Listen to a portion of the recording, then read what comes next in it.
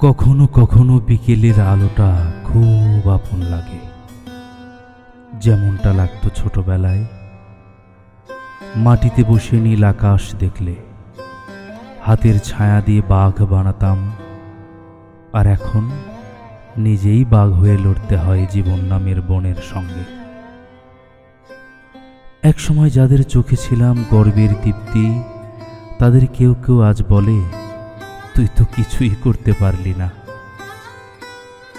অথচ তারাই তো একদিন বলেছিল, তুই পারবি রে, তুই একদম আলাদা। জীবন কি আসলে বদলে যায়, নাকি মানুষ বদলায়? হয়তো দুটোই। চেনা মুখগুলোই আজ অচেনা মনে হয়। যারা বলতো পাশে থাকবে, তারা মুখ ফিরিয়ে নেয় সময় হলে।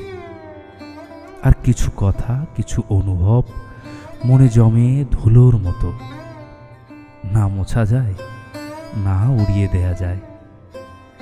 আমি কখনো কখনো কারো কাঁধে ভর দিয়ে চলতে চাইনি, তবুও চেয়েছি কারো একবার বলুক, আছে তোর জন্য রে, চাও কি দোষের? নাকি অনুভবটা এখন বোকার মতো লাগে। তবুও থামি না, কারণ জীবন থামে না কারো অভিমানে। কান্না গিলে ফেলা শিখেছি, হাসির আড়ালে বাঁচা শিখেছি, আর সবচেয়ে বড় কথা কি জানেন? নিজেকে ভালোবাসতে শিখেছি একদম নীরবে। মানুষ বুঝতে না পারুক, আমার দোয়ার জবাব দেন আল্লাহ, ধীরে হলেও নিখুঁতভাবে। তিনি জানেন আমি কতবার ভেঙে পড়েছি আর কতবার নিজেই নিজেকে জোড়া দিয়েছি। তাই আজ ফিরে তাকাই, আবার হাঁটি, স্মৃতিগুলোকে বুক পকেটে রাখি শিক্ষা হিসেবে, বোঝা হিসেবে নয়।